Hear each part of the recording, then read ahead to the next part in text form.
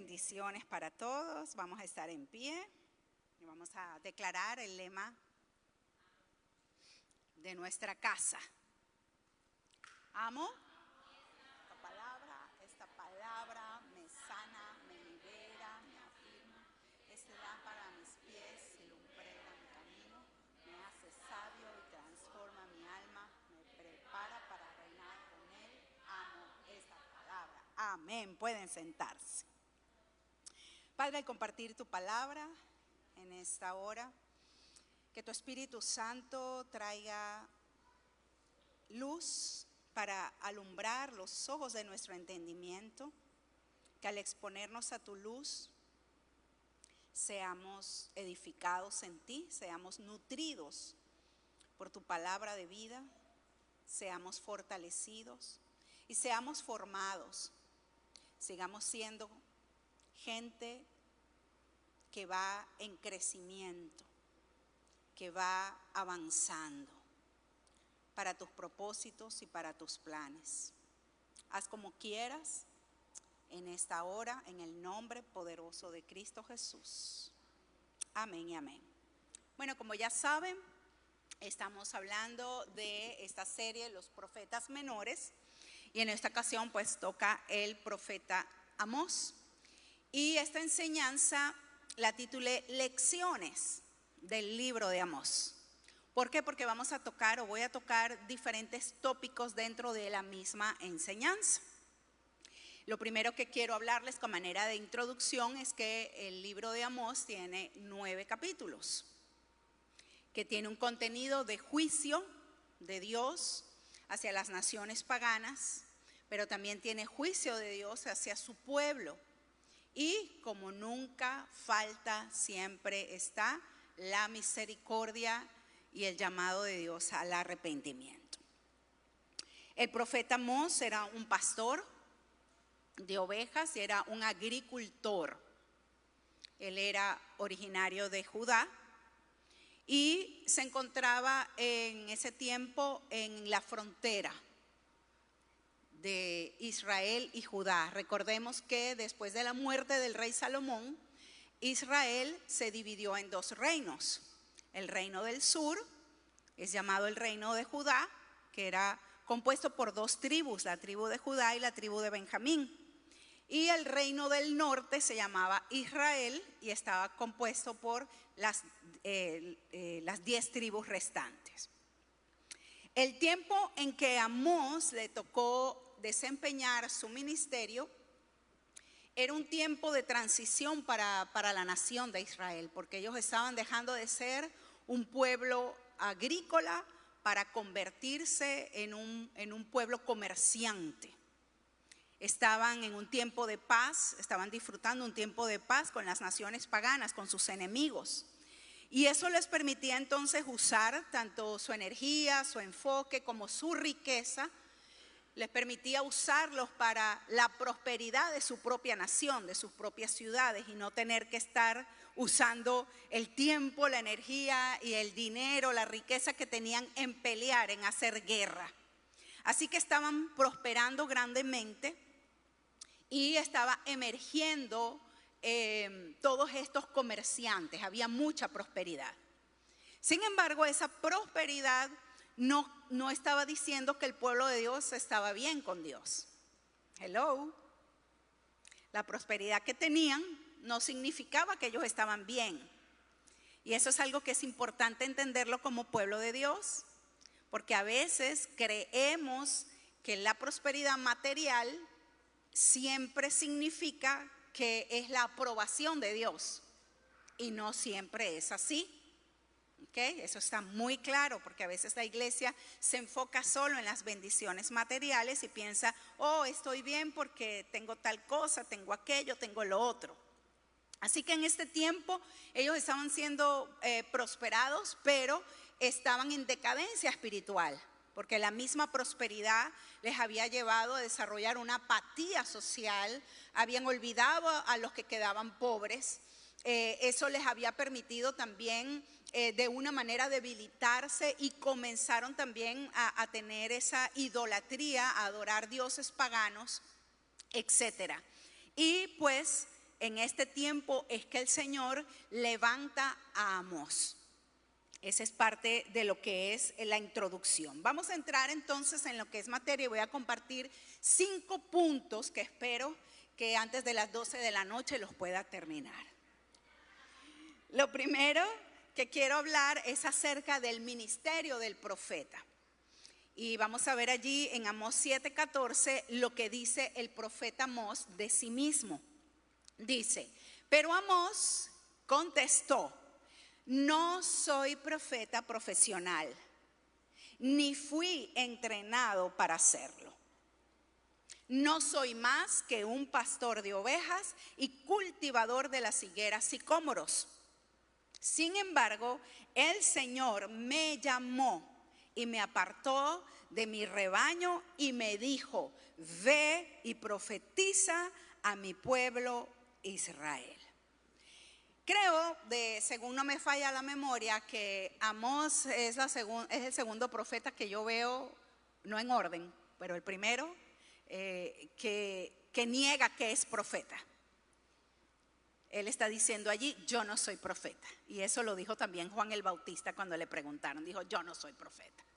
Así que bueno, de ahí un conflicto allí personal. Pero él dice: yo no soy profeta.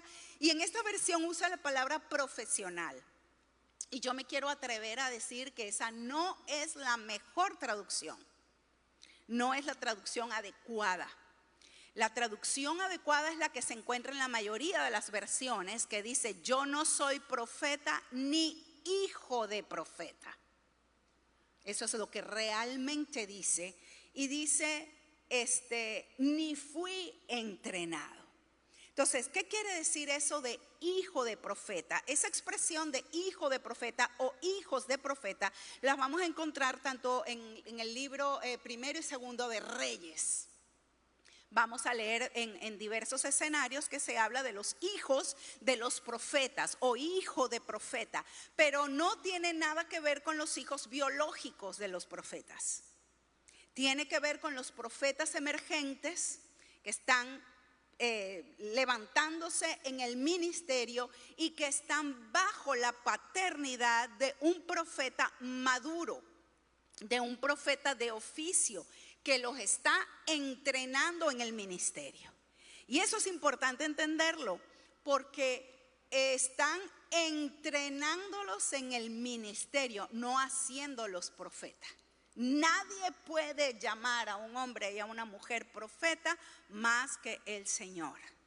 Entonces, lo que hace la paternidad es un entrenamiento a aquello a lo que ya fuiste llamado por el Señor.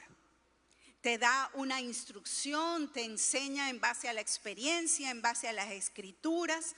Y eso es lo que está diciendo Amós: yo no soy hijo de profeta. En otras palabras, yo no tengo un padre ministerial, ni fui entrenado. ¿Se dan cuenta? ¿Por qué es importante eso? Porque el ministerio profético es delicado. No es cualquier cosa decir: así te dice el Señor. Entonces los profetas emergentes necesitaban aprender a profetizar, a comunicar el mensaje de Dios, pero bajo la supervisión de alguien que ya tuviera la experiencia. Y eso es lo que Amós está diciendo: no tengo entrenamiento, no tengo un padre profeta, no tengo una paternidad ministerial, pero dice: pero yo soy un pastor de ovejas, dice. Estaba él bien identificado con su oficio de pastor, su oficio de agricultor, y de allí, de ser pastor y agricultor, entonces es que Dios lo llama a profetizar sobre Israel, porque Dios es soberano. Él llama a quien Él quiere llamar. Entonces es importante entender el trasfondo del profeta Amós y poder entender lo que se está diciendo aquí, porque hoy día eso nos compete. ¿Por qué nos compete? Porque somos una iglesia profética. Somos una iglesia profética que creemos en el ministerio del profeta hoy día. Esta clase o esta enseñanza No es para aquellos que no creen, y voy a demostrarles por la palabra porque el ministerio profeta está vigente. Pero nosotros sabemos que el ministerio del profeta está vigente. Entonces, en el Antiguo Testamento vamos a ver que, sobre todo en primera de Samuel, vamos a leer en varias ocasiones la expresión compañía de profetas o compañía. Sí, hoy día le llamamos compañía profética, pero es eso, compañía de profetas. ¿Y eso qué significaba? Era básicamente eso, un grupo de profetas emergentes, profetas que habían sido llamados por el Señor al ministerio y que estaban bajo la supervisión de otro profeta que fuese maduro para poder ¿qué? Entrenarlos. En primera de Samuel vamos a ver que Samuel presidía una compañía profética. Samuel era un profeta que estaba a cargo de compañías proféticas, de compañías profetas, es decir, que él estaba levantando nuevas generaciones de profetas, no porque él los llamara, vuelvo y repito, eso solo le compete al Señor, pero él los entrenaba. De hecho, vamos a leer en esos pasajes que cuando Samuel unge a Saúl como rey, una de las señales que le da a Saúl es: te vas a encontrar con una compañía de profetas que ellos están profetizando. Y usted va a leer en esa escritura que ellos venían con arpas, con címbalos, venían adorando, porque la adoración está muy ligada a lo que es el espíritu profético. Y dice la palabra que que Saúl se consigue con esa compañía profética y comienza también a profetizar. Saúl comienza a profetizar y la gente dice: pero Saúl también entre los profetas. Y una de las preguntas que sale allí y que está en la escritura, eso está en el capítulo 10 de primera de Samuel, dice: ¿y quién es el padre de ellos?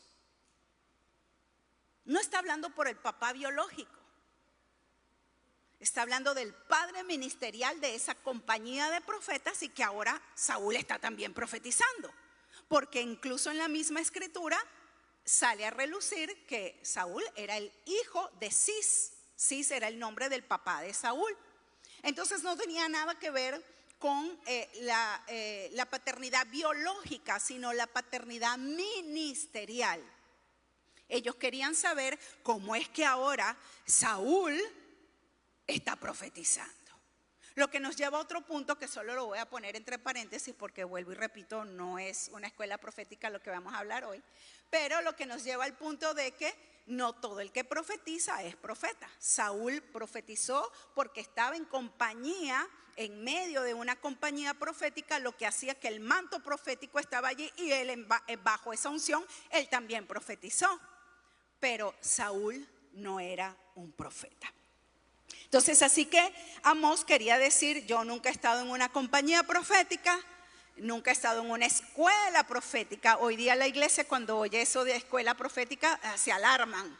¿Dónde está eso en la Biblia? Pues sí, está en la Biblia, quizás no en las mismas palabras, pero una compañía de profetas es eso, es una escuela, es un lugar, un tiempo donde Dios comienza a levantar, ¿verdad?, a los profetas, comienza a formar a los que tienen el llamado profético o los dones proféticos. Pero la escuela profética no puede graduar profetas.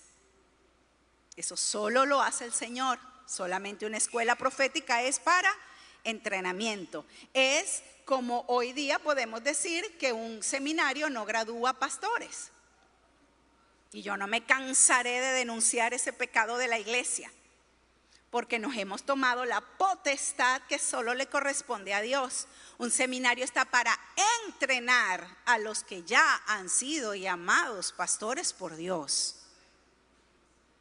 Pero un seminario no te puede dar el título o el oficio de pastor,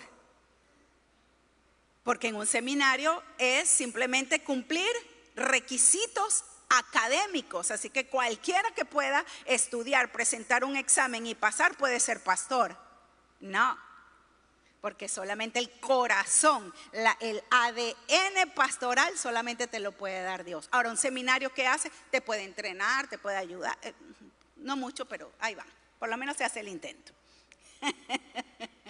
Entonces, Amós está diciendo, no tengo un padre ministerial, no fui entrenado como profeta, yo simplemente era un pastor, un agricultor, pero Dios me llamó y me dijo, vete a profetizar a Israel. Número 2, la proclamación de juicio. Proclamación de juicio. La proclamación de juicio es una función que le compete solamente a los profetas de oficio. Hello. Proclamar juicio sobre una nación le compete solamente a los profetas de oficio. Por eso la iglesia profética, cuando decimos que somos una iglesia profética, es por esencia. Hemos entendido que la iglesia es profética por naturaleza. No es por moda, no es por denominación. La iglesia es profética porque el Espíritu Santo que nos hace ser iglesia y cuerpo de Cristo es un espíritu profético. El Espíritu Santo, el Señor Jesús dijo que cuando viniera el Consolador, Él nos haría saber las cosas que habrían de venir. Está hablando de lo profético, el futuro. Y está diciendo, les va a recordar todas las cosas. Eso es el activar una palabra que ya el Señor ha dado. Entonces, por naturaleza, si usted y yo tenemos al Espíritu Santo dentro de nosotros, somos por naturaleza una iglesia profética. Entonces, pero la iglesia profética, conforme a lo que el apóstol Pablo dice en 1 Corintios 14, la palabra de profecía que sale de la iglesia debe de contener 3 elementos, que son la exhortación, ¿qué más? La edificación y el consuelo. Toda la gente profética debería de saberse esto de memoria. Exhortación, edificación y consuelo. Esas son las palabras proféticas que salen de la boca de la iglesia profética, para consolar, para exhortar, para edificar. Pero juicio sobre naciones solamente le compete a los profetas de oficio. Así que Amós, como profeta, ¿verdad?, el Señor lo envía a proclamar juicio. Y lo primero que él hace, ¿verdad?, fue proclamar el juicio sobre 6 naciones paganas. En Amós 1:2 dice, esto es lo que vio y oyó. Fíjense que dice, vio y oyó. Voy a detenerme allí. Porque este profeta Amós dice en el capítulo 1 que todo el mensaje que él recibió lo recibió a través de visiones. Es decir, que este hombre era un profeta vidente. Un profeta vidente. Esa palabra vidente, también en la iglesia a veces la gente le da como miedo. Dice, uy, no, vidente era la bruja que vivía en la esquina allá de mi casa, ¿verdad? Y nos dejamos y decimos, uy, no, eso no tiene nada que ver con la iglesia, eso es brujería. No, la palabra vidente es una palabra bíblica. Está en la palabra del Señor y designa a aquellos profetas con quien Dios se comunicaba a través de visiones. Hay 2 corrientes proféticas. El pastor creo que los mencionaba en domingos pasados, que es el profeta Nabí y el Rajá o Rojé, no sé cómo se pronuncia porque no he estudiado hebreo, ni pienso estudiarlo tampoco. Pero las 2 corrientes proféticas, se habla de los profetas, es el profeta que puede percibir del Espíritu, que discierne, que siente una impronta del Espíritu en su corazón. Puede incluso tener sensaciones físicas cuando Dios le habla, cuando Dios le comunica un mensaje, pero no necesariamente ve nada. Puede escuchar la voz de Dios de una manera audible o la puede escuchar dentro de sí en su mente, pero está seguro que es la voz de Dios. Y la otra corriente de profetas son los que ven. Lo que todo es tienen los ojos espirituales abiertos y todo lo ven espiritualmente, ¿sí? Aquí tenemos algunos hermanos que tienen la parte de las visiones, que pueden ver cuando estamos adorando y cuando estamos intercediendo, y pueden tener esa visión espiritual. Bueno, Amós era un profeta vidente, recibía todo a través de visiones. Entonces volvemos allí, dice: esto es lo que vio y oyó. La voz del Señor rugirá desde el monte de Sión. Su voz tronará desde Jerusalén. Los buenos pastizales de los pastores se secarán y la hierba del monte Carmelo se marchitará y morirá. Es una palabra de juicio acerca de los grandes y los pequeños. Recordemos que los montes siempre representan lo grande, lo imponente, lo poderoso. Y él está hablando allí diciendo: la voz del Señor rugirá, rugirá. ¿Se acuerdan de lo que hemos cantado? Ese coro está basado aquí en esta palabra de Amós. Que ruja el león, que tiemble la tierra ante la majestad de Jesús. Vamos, profeticen. Que ruja el león y tiemble la tierra ante la majestad de Jesús. Así que hemos estado proclamando que ruja el león. Y fíjense que dice: ¿desde dónde va a rugir ese león? Desde el monte de Sión. Y el monte de Sión es la habitación de Dios. El monte de Sión está ligado con el lugar donde los adoradores están con el Señor. Y desde esa intimidad de adoración, desde esa cercanía con Dios, es que Dios comienza a revelar a sus profetas el juicio que ha de venir. Por eso él empieza a decir: los pastizales se van a secar, el monte Carmelo, la hierba del monte Carmelo se va a marchitar y morirá. Pero a partir del capítulo 2 comienza a cambiar el mensaje, porque en todo ese tiempo él está profetizando juicio sobre las naciones paganas. ¿Y qué creen que Israel cómo estaba? Contento. Ellos estaban celebrando en un sentido. ¿Por qué? Porque Dios iba a juzgar a sus enemigos. Dios iba a juzgar a los paganos.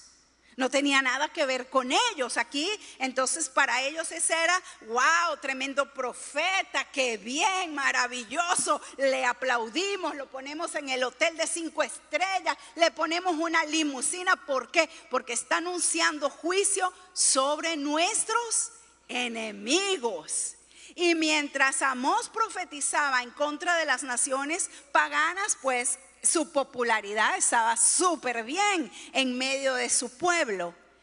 Pero a partir del capítulo 2 Dios le comienza a cambiar el mensaje, y entonces empieza a proclamar juicio sobre la casa de Israel y sobre la casa de Judá.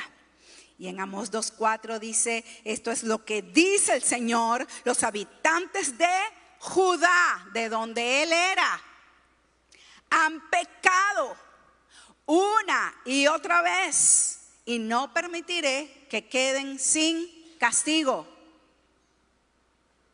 Los habitantes de Judá han pecado una y otra vez, y no permitiré que se queden sin castigo. Luego en el 2:6 dice: esto es lo que dice el Señor: los habitantes de Israel han pecado una y otra vez, y no permitiré que queden sin castigo.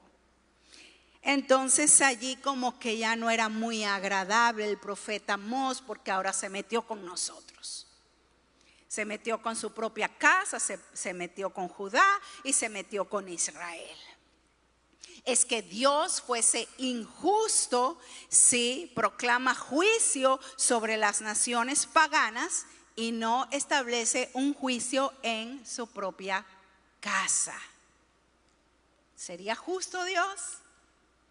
Es como usted en su casa, que usted diga, bueno, si los muchachos de afuera roban, eso está malo, que los agarre la policía, que los encierren, que venga justicia.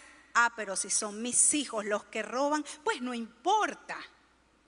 Mi muchachito o mi muchachita no es tan malo. ¿Eso es justo? Miren, mis amados, la justicia es una virtud, ¿verdad? Qué terrible, pero en la medida del tiempo cada vez como que va menguando más de la gente. Hace poco miré unas noticias, casi se me caía la mandíbula. La mamá estaba haciendo o pidiendo, reclamando justicia porque la policía había matado a su hijo. Y la razón por la que la policía lo mató es que este muchacho era un delincuente. Y él, cada autobús que llegaba a la parada, junto con otros, a mano armada, despojaban a los pasajeros de todo. Y ya pues venían las denuncias, hasta que hicieron un operativo, los agarraron infraganti, se enfrentan a la policía y la policía les dispara y el muchacho muere. Y la mamá dice, lo único que hacía mi hijo era robar, él no le hacía mal a nadie. Lloraba. Y yo quiero justicia porque me lo mataron. ¿Qué nivel de ceguera, mis amados? Entonces muchas veces como pueblo hacemos eso. Si afuera, el pecado que hacen los de allá afuera es horrible. Ah, pero si se hace en la casa, no es tan malo. No es tan feo. No suena tan mal, porque es que nosotros somos los hijos de Dios, pues. Que nos libra el Señor de caer en una situación como esa. Pero Dios es un Dios justo y Dios no solamente va a castigar a las naciones paganas por lo malo que hagan, sino que también va a castigar a su pueblo. Mire lo que dice Primera de Pedro 4, 17 al 19. Primera de Pedro 4, 17, 19 dice, pues ha llegado el tiempo del juicio. Estamos hablando de Nuevo Testamento, apóstol Pedro. Ha llegado el tiempo del, y debe comenzar por,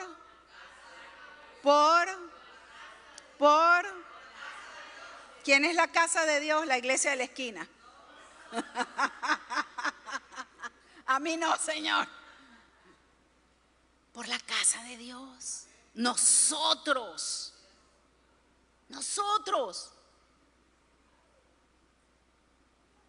Y si el juicio comienza con nosotros, qué terrible destino les espera a los que nunca obedecieron la buena noticia de Dios.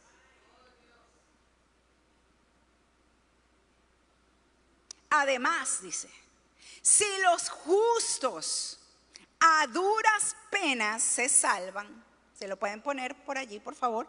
Además, si los justos a duras penas se salvan, ¿qué será de los pecadores que viven sin Dios? Los justos a duras penas se salvan.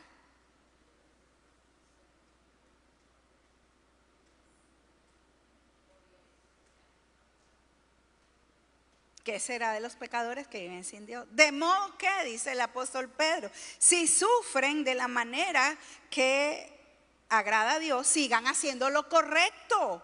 Confíenle su vida a Dios, quien los creó, pues Él nunca les fallará. Hay algo que se ha propagado en la iglesia, y es que de que Dios no juzga la iglesia. Son creencias que tienen medias verdades. Hace poco escuchaba en una clase, no me competía a mí corregir, pero donde decían que la justicia, eso era del Dios del Antiguo Testamento. La justicia es del Antiguo Testamento, no del Nuevo. El Nuevo nos corresponde la gracia. Mis amados, cuidado con eso, porque hay una corriente que es pura gracia, pura gracia, pura gracia, y nos olvidamos que Dios es un Dios justo. El que Dios manifieste su justicia con parámetros diferentes al Antiguo Testamento, porque estamos en una dispensación diferente, no quiere decir que Dios dejó de ser justo. El Dios que era justo en el Antiguo Testamento sigue siendo el Dios justo hoy. El Dios misericordioso hoy es el mismo Dios misericordioso del Antiguo Testamento. Mucha gente dice, no, Dios era justo en el Antiguo Testamento y misericordioso en el Nuevo Testamento. No. Dios es Dios, Dios no ha cambiado. Lo que ha cambiado es la dispensación. Lo que puede cambiar es la forma, el modelo, pero la esencia de Dios no cambia. En Él no hay sombra de variación. Él es el mismo Dios ayer, hoy y siempre. Y así como en aquel tiempo le temían a la justicia de Dios, nosotros también debemos temerle a la justicia de Dios, aunque estemos bajo la gracia. ¿Por qué? Porque la palabra dice que Él nos va a dar a cada uno conforme a nuestras obras. Eso es cosa seria. Yo no sé si usted se alegra con ello o tiembla, pero el Señor dice que nos va a pagar a cada uno conforme a nuestras obras. Y está hablándole a la iglesia. Y aquí el apóstol Pedro está diciendo, el juicio debe comenzar por la casa de Dios. ¿Cómo no va a comenzar por la casa de Dios? Eso es un principio. Al que mucho se le ha dado, mucho se le exige. No puede exigirle Dios a las naciones paganas lo mismo que le exige a la iglesia. ¿Por qué? Porque nosotros le conocemos, nosotros hemos sido beneficiados de su amor, de su perdón, de su misericordia. Nosotros tenemos la palabra de vida. Ellos no. Ellos no. Nosotros no le podemos decir al Señor, es que yo no conocía tu palabra. No, si la conoces, la estás conociendo y sigues conociéndola. No es lo mismo usted como cuando estaba antes sin Dios que cuando está ahora, ¿cierto? Que hay cosas que usted dice, uy, yo no sabía que eso era pecado. Yo ni cuenta me daba que estaba pecando, ¿verdad? Que no teníamos conciencia de pecado. Entonces no es lo mismo como Dios va a juzgar eso a nosotros que sí estamos teniendo una conciencia. Porque la luz ha alumbrado nuestras conciencias y nos hace entender cuáles son esas obras muertas. Y nos redarguye el Espíritu Santo de pecado. Entonces no es lo mismo. Y en eso tenemos que tener cuidado porque tenemos que tener un balance como iglesia. No podemos pensar que nuestro Dios, y aunque estamos celebrando y declarando el año de la mega gracia implica que vamos a vivir un derroche de carnalidad porque la gracia me alcanza, porque la misericordia me alcanza. Tenemos que tener cuidado con esas cosas. Es el mismo Nuevo Testamento que dice, horrenda cosa es caer en manos de un Dios vivo.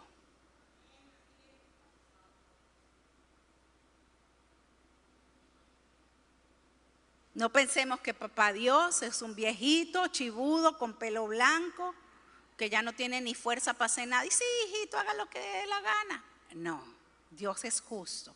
La palabra de Dios dice que Él es fuego consumidor. ¿Ok? Así que andemos, como dice allí, hagamos lo correcto y confiémosle nuestra vida al Señor. Por supuesto, no somos perfectos, ni Dios está esperando una perfección en el sentido de una santidad 100%. Ninguno de nosotros lo puede lograr. Por eso es que tenemos la gracia. Bendito Dios. Por eso es que tenemos a Cristo Jesús, bendito Dios, como nuestro abogado. Si no lo tuviésemos a Él que intercede por nosotros, ¿dónde estaríamos? Bendito su nombre, bendita su gracia, bendito su sangre, bendita su misericordia, como cantábamos ahora, nos alcanzó, su misericordia nos alcanzó. Bendito sea su nombre. Entonces es importante entender que Dios sigue siendo un juez. Él es el juez de toda la tierra. Él no ha dejado de ser juez de toda la tierra. Y es juez que emite juicios justos. ¿Por qué? Porque su naturaleza es ser justo. No hay nada que Dios haga que sea injusto. Es cierto que a veces nos podemos expresar, ay, que esto es injusto, es que no le debería de pasar esto a fulano o a fulana, o a mí no me debería estar pasando, esto es injusto. Pero mis amados, nosotros a veces recibimos lo que hemos sembrado, a veces recibimos de nuestras malas acciones, otras veces recibimos de la injusticia y del pecado de otros en contra de nosotros. A veces son situaciones que el enemigo, ¿verdad?, para atacarnos y oprimirnos, o para oprimirnos, cosas que el enemigo hace. Pero Dios es 100% justo y 100% misericordioso. Dios no deja de ser misericordioso por ser justo. De hecho, la palabra dice que la misericordia triunfa sobre la justicia. Amén. Entonces, sobre el juicio, ¿qué dije? Bueno, la misericordia sobre el juicio. Ok, entonces en Amós 3:2 le dice el Señor a Israel, mira, de entre todas las familias de la tierra, solo con ustedes he tenido una relación tan íntima. Por eso debo castigarlos por todos sus pecados. Vemos el principio. Al que mucho se le da, mucho se le exige. Si Dios se les había revelado a ellos, habían sido escogidos como su pueblo a través de quienes Dios quería darse a conocer a las naciones. Y dice ahí que había tenido esa relación tan íntima. Esa gente vio, oyó, bueno, ya esa generación no los había visto, pero esa gente oyó de las maravillas, de los prodigios que el Señor había hecho. Ellos sabían que ellos eran un pueblo especial, un pueblo apartado, un pueblo que con toda delicadeza Dios había separado. Tenían que corresponderle a Dios. Y Dios dice, ¿cómo no te voy a castigar después de todo lo que te he dado? ¿O es que acaso usted no le exige en una relación, ¿verdad?, a alguien a quien usted le ha dado? Usted espera que le correspondan, ¿sí o no? Es igual Dios. Dios con su nación dice, mira, yo te he dado todo. De alguna manera te tengo que castigar por todo lo que has hecho. Pero eso va en consono con lo que dice Hebreos 12:5-6. Dice, hijo mío, ese es el Señor, no tomes a la ligera la disciplina del Señor. No te des por vencido cuando te corrige, pues el Señor disciplina a los que ama y castiga, disciplina a los que ama y castiga ¿a quién? A todo el que ¿quién? Que recibe como hijo. ¿Cuántos son hijos? Es que es muy rico decir soy hijo de Dios porque Dios me ama. Pero recibamos el amor y recibamos la corrección también. Dice, no desmayes, ¿verdad? Ante la disciplina del Señor, ante la corrección del Señor. La corrección del Señor, y esto es aclarar, porque hay unas teologías por allí. Tuvo un accidente, eso fue el castigo de Dios. No, Dios no castiga así. La disciplina de Dios es con su espíritu, con su palabra. Y bueno, si estamos tercos y rebeldes, entonces deja que las experiencias, cuando nos estrellamos, la experiencia de la vida nos enseña y nos espera con los brazos abiertos para sanarnos las heridas. Ese es Dios. Ese es el Señor. ¿Ok? Entonces, si Él es nuestro Padre, Él es nuestro Dios, Él nos va a castigar, Él nos va a disciplinar. ¿Por qué? Porque es para nuestro bien. Él sigue siendo Dios, pero Él quiere la bendición para nosotros. A partir del capítulo 5 vemos entonces el llamado del Señor al arrepentimiento. Sin embargo, antes de ese arrepentimiento, el Señor siempre avisa las consecuencias del juicio. las consecuencias de no arrepentirse, y eso usted lo va a ver en todos esos capítulos de Amós. Pero en Amós 3:7, él dice: de hecho, el Señor soberano nunca hace nada antes sin revelar sus planes a sus siervos, los profetas. Dios nunca hace nada sin antes revelar sus planes a sus siervos, los profetas. Por eso es que los profetas profetizan, porque el Señor revela planes y el Señor anuncia cosas por venir. ¿Sí? Dice en Amós 3:8: el león ha rugido, así que ¿quién no tiene miedo? El Señor soberano ha hablado, así que ¿quién puede negarse a proclamar su mensaje? Esto lo está diciendo Amós. Es que yo me imagino que Amós, ya va, Señor, yo no quiero estar hablando, o sea, está bien hablar y proclamar juicio sobre las naciones paganas, pero ya va, espérate. Empezar a hablarle a Judá, que es de donde yo soy, y hablarle de tu juicio, hablarle a tu pueblo de tu juicio. Entonces él dice: si el Señor habla, ¿quién no va a profetizar? ¿Quién se va a negar a abrir la boca? No es lo mismo como nosotros como iglesia, que a veces Dios nos muestra cosas y mejor me callo y no digo nada. No es que no pase nada, hay consecuencias acerca de eso, pero no es lo mismo que en aquel entonces. El temor de Dios era algo bien fuerte, presente en la vida de un profeta. De hecho, las consecuencias que ellos vivían muchas veces por profetizarle a los reyes era perder la vida. Pero era que a veces se encontraban entre la espada y la pared, entre obedezco al Señor con esta palabra de juicio que el tipo me va a mandar a cortar la cabeza, ¿verdad? Como el profeta Juan, que se metió con Herodes y le decía: no te es lícito tener la mujer de tu hermano. No te es lícito tener la mujer de tu hermano. No te es lícito tener la mujer de tu hermano. Y la mujer se hartó del hombre, se hartó del mensaje, porque quería seguir viviendo en su pecado. ¿Y qué fue lo que pasó? Apenas tuvo la oportunidad, le mandó a cortar la cabeza. ¿Sí? Entonces dice el Señor en el verso 6, Amós 5:6, dice: ahora bien, esto es lo que el Señor dice a quién, a la familia de Israel, a su casa: vuelvan a buscarme y vivan. Vuelvan a buscarme y vivan. En el verso 14 dice: hagan lo bueno, huyan del mal para que vivan. Entonces el Señor Dios de los ejércitos celestiales será su ayudador, así como ustedes han dicho. ¿Ven la misericordia de Dios? Los juicios fueron fuertes, pero Dios quiere arrepentimiento, porque si nos arrepentimos, es decir, si cambiamos nuestra manera de pensar y cambiamos nuestra manera de actuar, entonces Dios dice: está bien, no te voy a hacer el castigo que dije que te iba a hacer. Dios no quiere, ¿verdad?, castigarnos. Es como a cuántos papás les cuesta castigar a sus hijos. Y a veces le dice: yo no quisiera castigarte, pero es que lo que estás haciendo merece castigo. No te puedo dejar sin disciplina.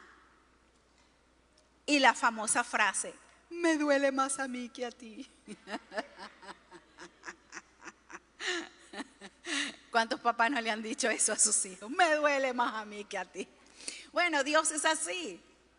A Dios le duele tener que castigar, tener que ejecutar juicio, pero Él es un Dios justo y nos llama al arrepentimiento. Siempre, siempre, siempre, después de un tiempo de proclamación de juicio, el Señor nos va a llamar al arrepentimiento, porque nos está advirtiendo de las consecuencias si no nos arrepentimos.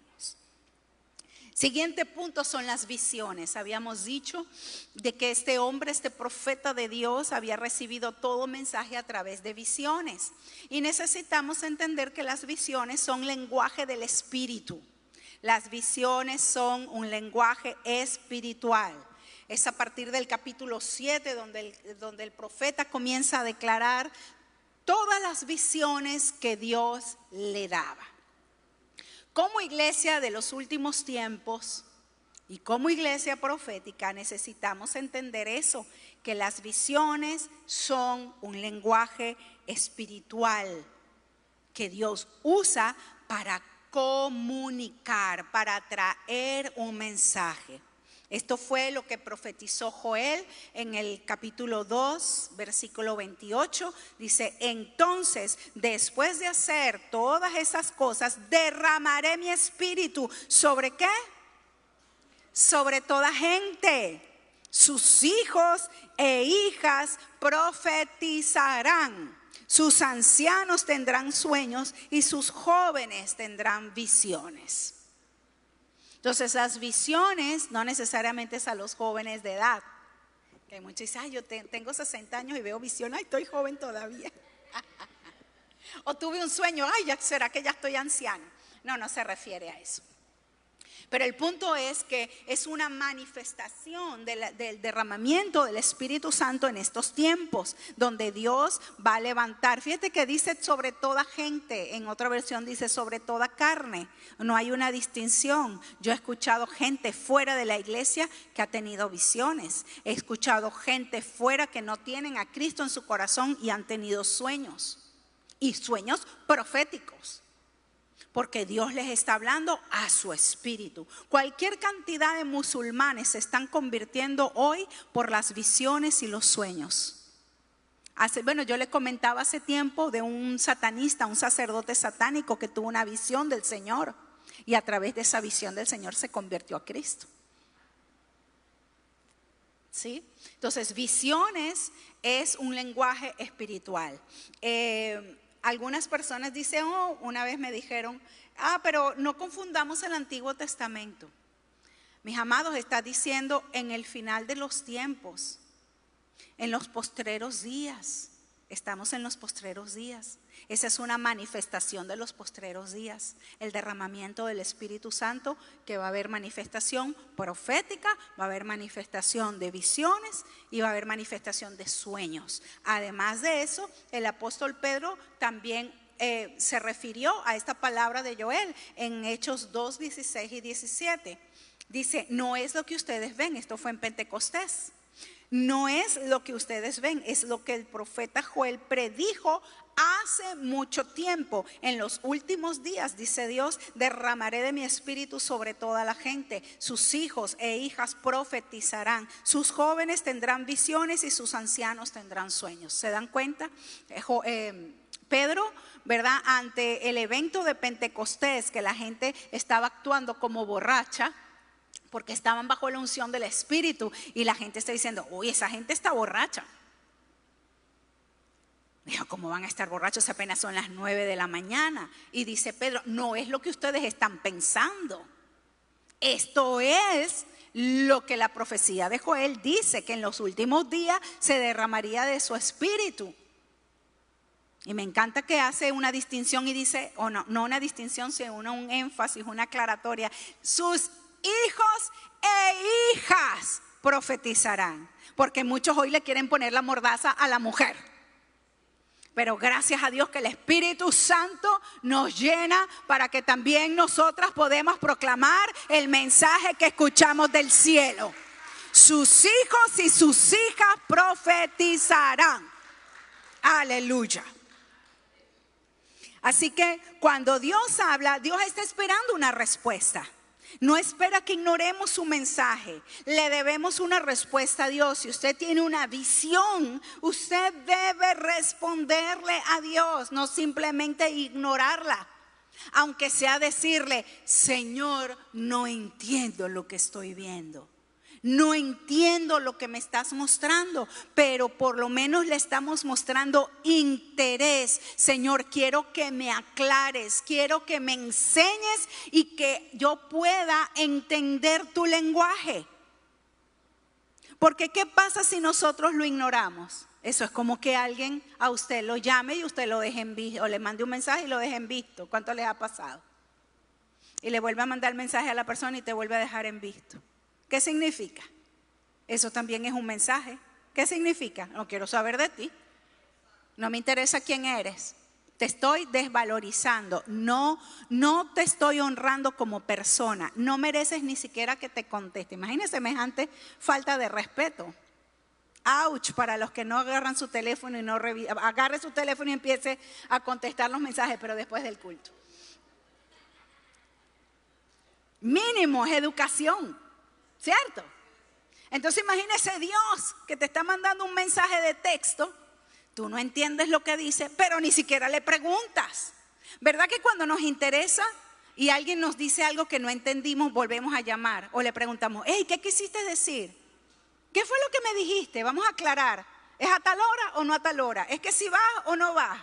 Pero si no, ni siquiera nos interesa, no aclaramos y nos quedamos allí. Bueno, Dios es digno de honra y si Dios nos da una visión, nos está comunicando un mensaje, aunque no lo entendamos. ¿Qué está haciendo Dios? Provocando nuestro espíritu a crecer, a que entendamos su lenguaje. Dios no es que se nos las pone difícil porque Él no quiere. No. Dios al contrario, Él quiere que entendamos su mensaje, pero Él nos está, ¿verdad? Como buen padre nos está impulsando a crecer y a que le entendamos su mensaje, porque nos está entrenando. Así que le podemos decir, Señor, no entiendo la visión, no entiendo el mensaje, pero quiero entenderlo. Enséñame, muéstrame. Y si a lo mejor en ese momento no recibió respuesta, vuelva, insista, porque al que llama se le abre, dice la palabra, al que toca se le abre. ¿Sí? Al que busca, halla. Pero si nosotros lo dejamos así, entonces el Señor dice, ok, mi hijo, mi hija no quiere saber lo que yo le quiero decir. Así que en el caso de Dios, en el caso de Amós, ¿verdad? Él veía todas estas langostas, pero este era un hombre entendido. Evidentemente allí nos damos cuenta que este hombre estaba entrenado por Dios, porque en ningún momento él duda, sino que él sabe que esa palabra, esa visión que le está siendo dada era de parte de Dios. En Amós 7:2, después de la visión de las langostas y la visión del fuego, el profeta va a responder, pero con una intercesión. Miren lo que dicen en el 7:2, dice, oh Señor soberano, por favor, perdónanos o no sobreviviremos porque Israel es tan pequeño. Así que el Señor, perdón, estoy leyendo mal, voy a volver. Oh Señor soberano, por favor, perdónanos o no sobreviviremos, porque Israel es tan pequeño. Y en el verso 3 dice, así que el Señor se retractó de ese plan y dijo, no lo haré. Ahora, Dios le había mostrado una visión de las langostas donde todo lo arrasaba completamente. Y el hombre entiende que la visión es una visión de juicio y le dice, Señor, perdónanos, se humilla. Es un intercesor, porque los profetas son intercesores. No todo intercesor es profeta, pero los profetas son intercesores. Perdónanos, Señor, si tú haces eso no vamos a sobrevivir. Y dice que el Señor se retractó de ese plan. Dijo, no, está bien, no lo voy a hacer. Luego vemos en el verso 4 y 5, oh Señor soberano, por favor, detente o no sobreviviremos porque Israel es tan pequeño. Entonces el Señor también se retractó de ese plan. Mire, tampoco lo haré, dijo el Señor soberano. ¿Se dan cuenta que el Señor revela sus planes a los profetas, pero que los profetas tienen una influencia en la manera de actuar de Dios? La intercesión del profeta hace cambiar los juicios de Dios. O los pospone o ya los elimina. Lo vemos en la vida de Abraham cuando Sodoma y Gomorra. El Señor dijo, voy a destruir esto. Y Abraham, Señor, pero si hay 5 justos. Ok, está bien, Abraham, si hay 5 justos no lo voy a destruir. Señor, pero más bien si hay 10 justos. Está bien, Señor. Bueno, fue al revés, ¿no? Fue de mayor a menor. 10 justos, 5 justos, Señor. Y dice la Biblia que el Señor se levantó. A mí eso me impacta mucho cada vez que lo leo. Y la primera vez que Dios me lo reveló. Porque si no se levanta Dios de la conversación, llega Abraham a decir, Señor, un justo. Está bien, Abraham, no lo voy a hacer. Pero como era el tiempo de derramar juicio, dice que Dios se levantó. No sigo hablando con este hombre. Moisés también fue un intercesor y Dios cambió sus planes. Cada vez que Dios en su ira pronunciaba un juicio con Israel, Moisés entraba en intercesión a favor del pueblo. Es más, un día se atrevió a decirle: ¿sabes qué? Si vas a destruir este pueblo, ráeme a mí de tu libro. ¿Ah? ¿Qué clase de intercesor ese hombre? Y Dios dijo: no, pues.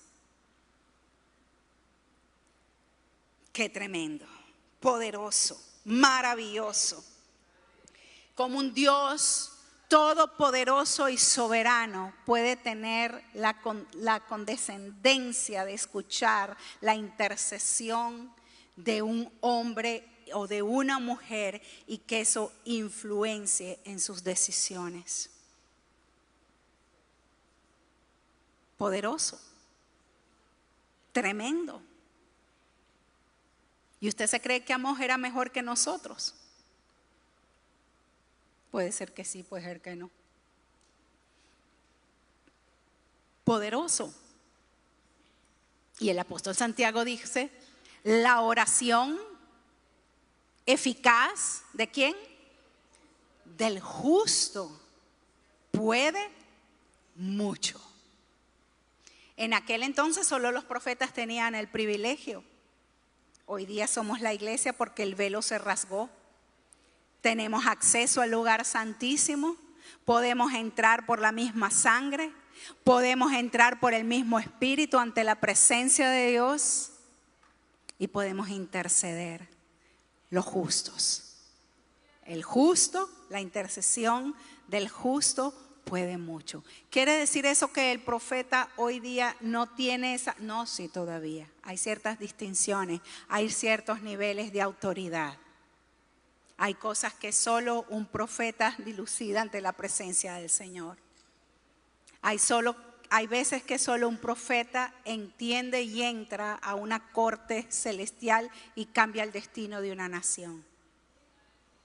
No sé quién fue que dijo que la historia es de los intercesores. No me acuerdo quién, si fue Dutch. ¿Ah? ¿Quién?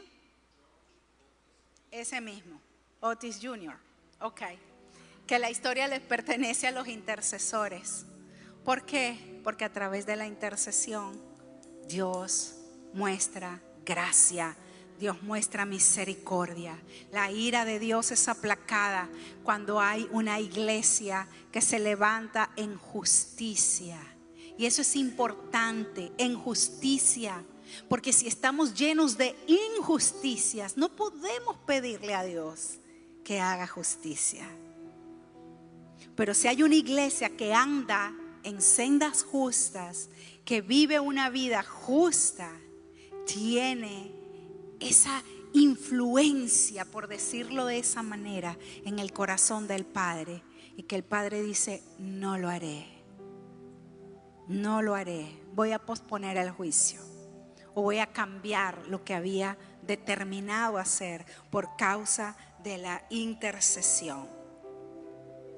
Curiosamente, a partir de allí, el Señor siguió mostrándole visiones a este profeta, pero él ya no intercedió. No especifica la escritura del por qué no lo hizo. Puede ser que Dios le haya dicho que callara, como se lo dijo en un tiempo a Jeremías: ya no ores por este pueblo. Yo no sé si usted ha tenido esa experiencia, que Dios le diga: ya no ores por esta situación. Es porque si oras, me veo comprometido en hacer lo que estás diciendo. No quiero que pidas, no quiero que ores, déjame actuar como yo sé que debo actuar. Así le dijo a Jeremías en una ocasión. Así que ya el profeta Amós no intercede y vienen los juicios del Señor. Pero para finalizar, el último punto es el rechazo del mensaje profético. En Amós 7, 12, 13 dice: entonces Amasías envió órdenes a Amós. Amasías era un sacerdote. Dice: vete de aquí, profeta. Regresa a la tierra de Judá y gánate la vida profetizando allá. No nos molestes con tus profecías aquí en Betel. Este es el santuario del rey y el lugar nacional de culto. Así que vemos que este sacerdote vota al profeta de Betel. Sabemos lo que Betel significa, la casa de Dios o casa de luz.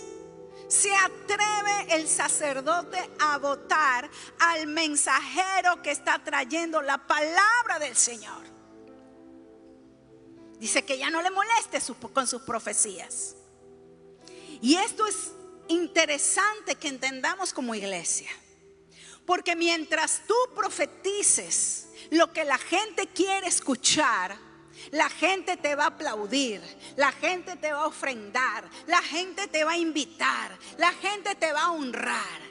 Pero cuando tú comiences a proclamar lo que Dios está diciendo, que trae corrección, que trae confrontación, la gente le molesta el mensaje porque no queremos ser corregidos, porque no deseamos que nadie nos señale de qué pata estamos cojeando. Ahora, este era un sacerdote sirviendo a Dios.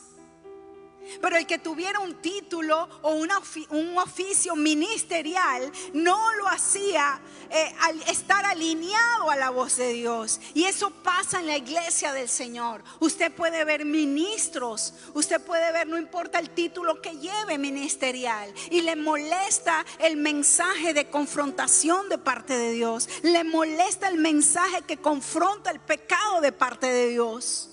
Y cierran puertas. Por eso es que muchas veces podemos perder relaciones, amistades, amistades con otras iglesias, con otros ministros. Porque cuando tú te comprometes a hablar lo que Dios dice, debemos entender que no a todos les va a gustar, que no todos lo van a recibir, así sean de la iglesia, así sean ministros.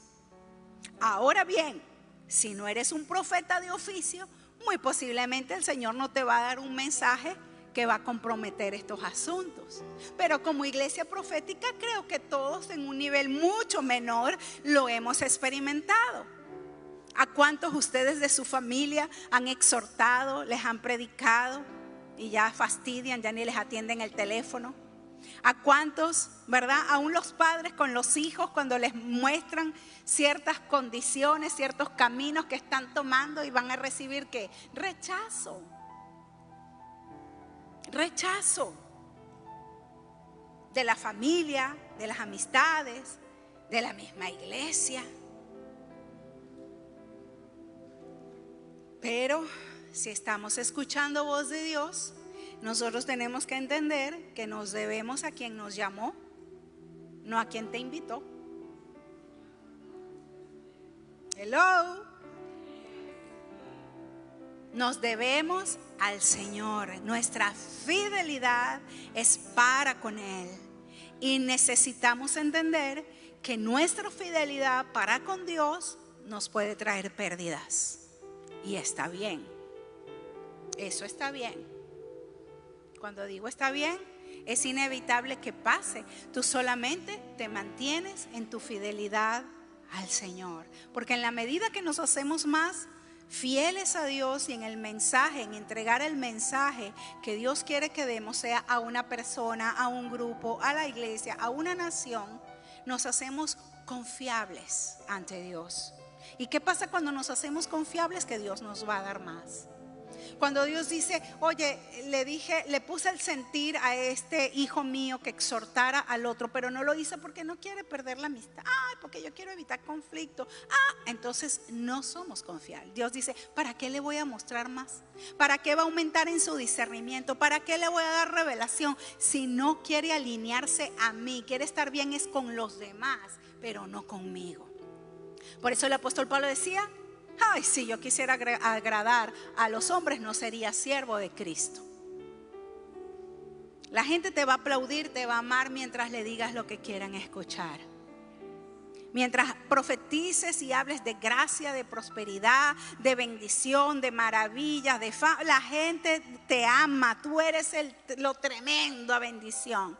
Pero cuando tú llamas a arrepentimiento, cuando tú muestras lo que Dios está diciendo acerca de tu vida, de tu cambio, la gente dice: oh no, esta persona es un tropiezo, esto no es lo que yo no necesito oír esto, yo necesito es que Dios me bendiga, que Dios me levante, que Dios me prospere, yo no necesito escuchar palabra de corrección. ¿Algún parecido con la realidad? Pura coincidencia. Conclusión. Como iglesia profética, vivimos estas experiencias, como dije, en un nivel menor. Pero necesitamos entender que eso es lo que pasa. El mensaje de luz siempre va a molestar a los que viven en tinieblas. Y los que viven en tinieblas no estoy diciendo que son del enemigo, simplemente las tinieblas a veces solo representan la ignorancia. Muchas veces la gente no se expone a la luz. Hay gente que llega a una iglesia donde se expone la luz y no les gusta, porque no queremos ser confrontados. Pero si hay algo que necesitamos como iglesia, es aprender a amar el mensaje del Cordero como el mensaje del león. Amén. ¿Se entiende lo que estoy diciendo con estas palabras? Debemos aprender a amar el mensaje del Cordero, pero también aprender a amar el mensaje del león. Vamos a estar en pies.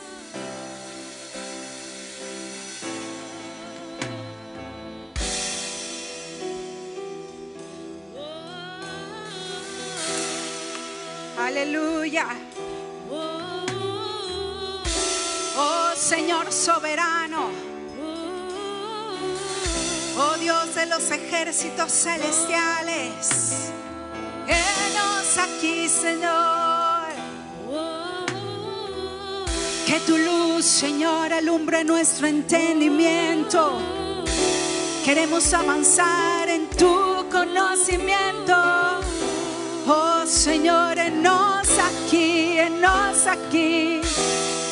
Oh, nos arrepentimos en esta hora de todas las veces que hemos cerrado nuestro oído a tu corrección, de todas las veces que hemos cerrado tu oído nuestro oído cuando nos has confrontado.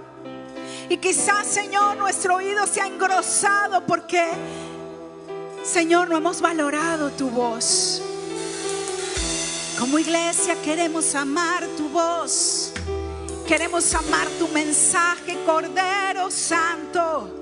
Pero también queremos amar tu mensaje, león de la tribu de Judá.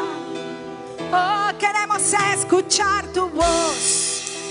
Queremos, Señor, tu disciplina y tu corrección. Queremos también tu gracia y todo lo que tú tienes para nosotros. Dile: para mi vida, oh Señor, heme aquí. Quiero todo lo que tienes preparado para mí. Oh, que ruja el león. Sí, Señor, somos la tierra de Dios. Que tiemble la tierra ante su majestad. Que ruja el león. Que tiemble la tierra ante la majestad.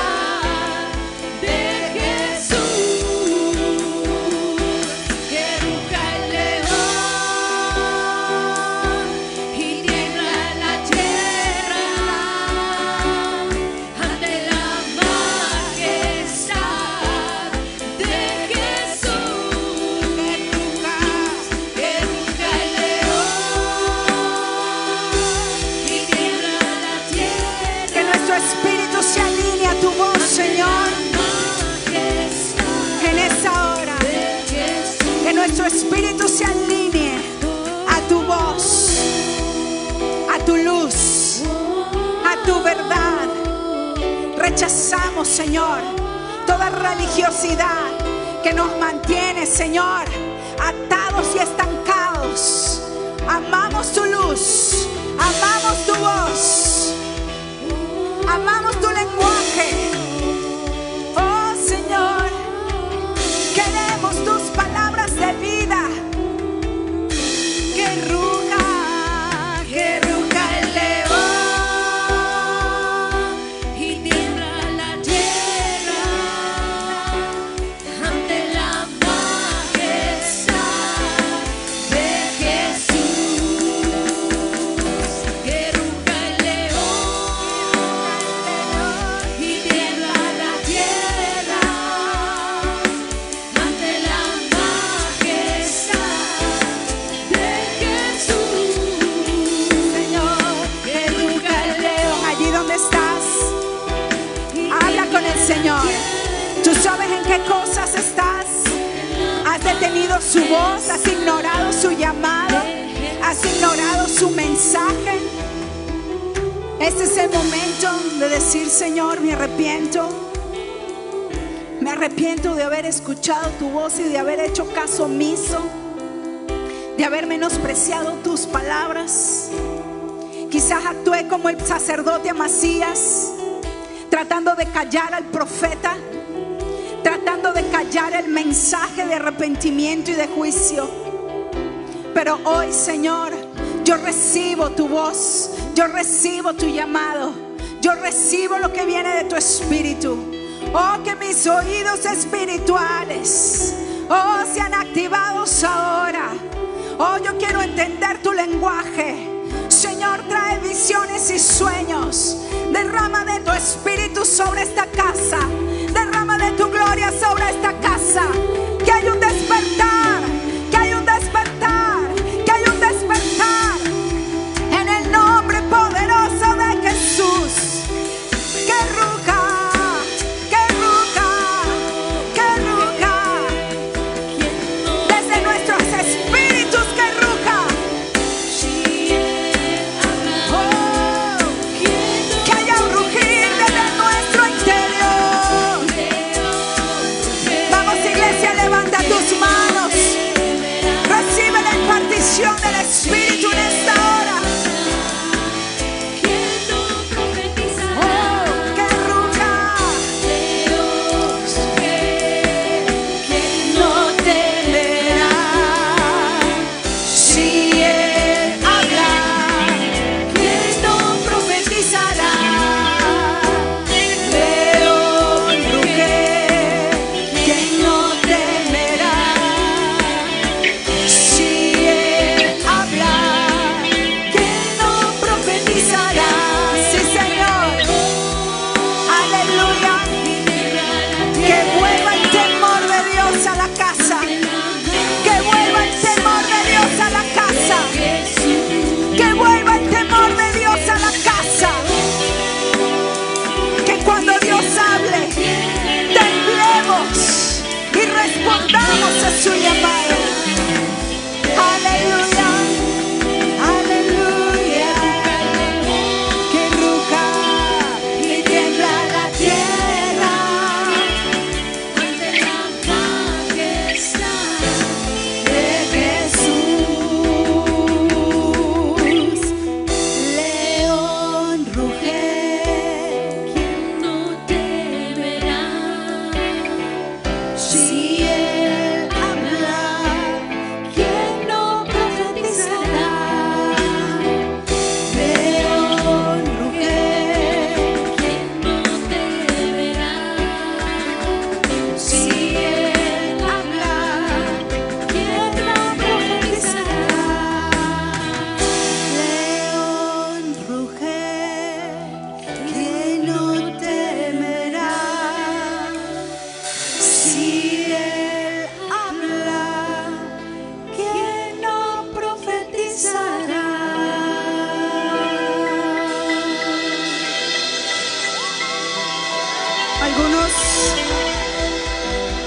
Algunos de ustedes que quizás están aquí por primera vez o están escuchando esta administración,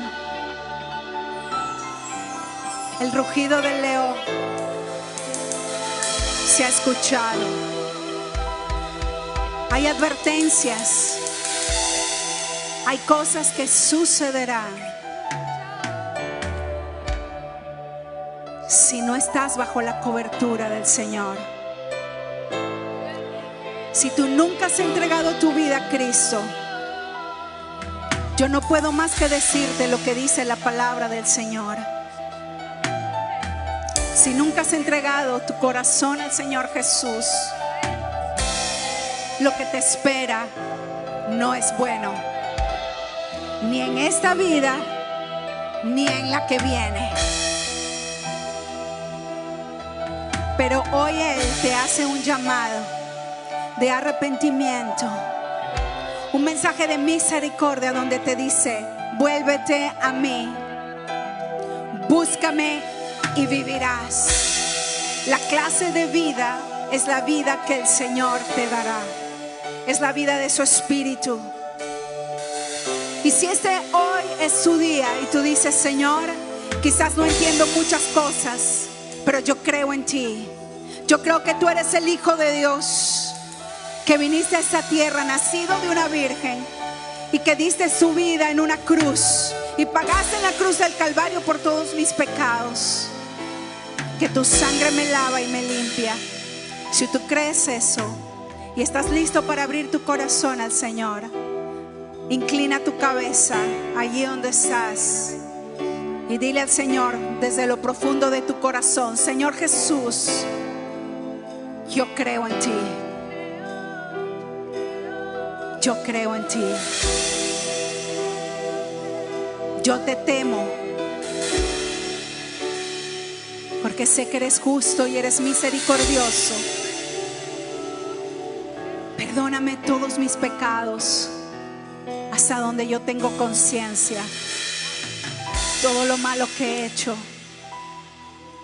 lávame de mi maldad con tu sangre preciosa.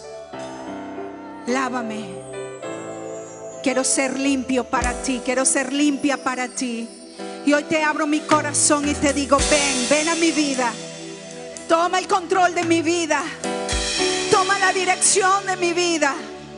Guíame por las sendas justas. Guíame por la senda eterna.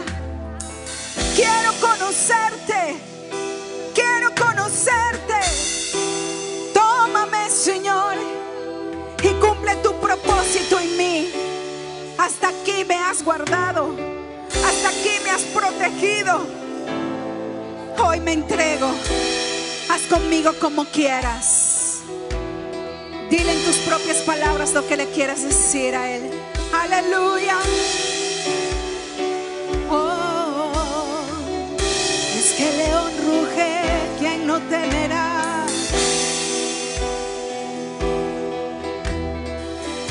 León ruge, ¿quién no temerá?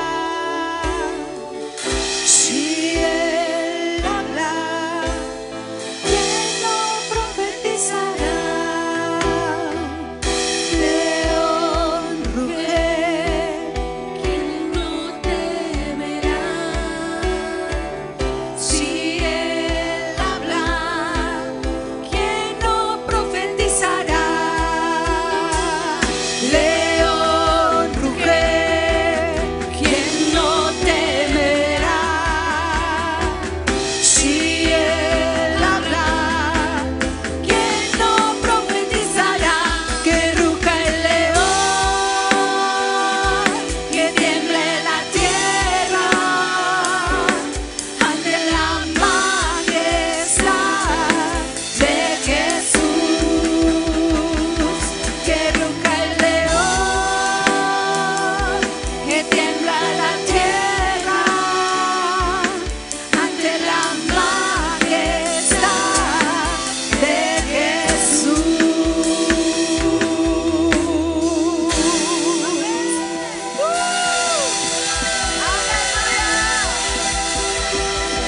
Gracias, Señor. Digno eres de gloria, digno eres de gloria. Él es el Dios soberano, el Señor de los ejércitos, Dios justo, Dios misericordioso. gozo. Aleluya, aleluya. Digno eres, Señor.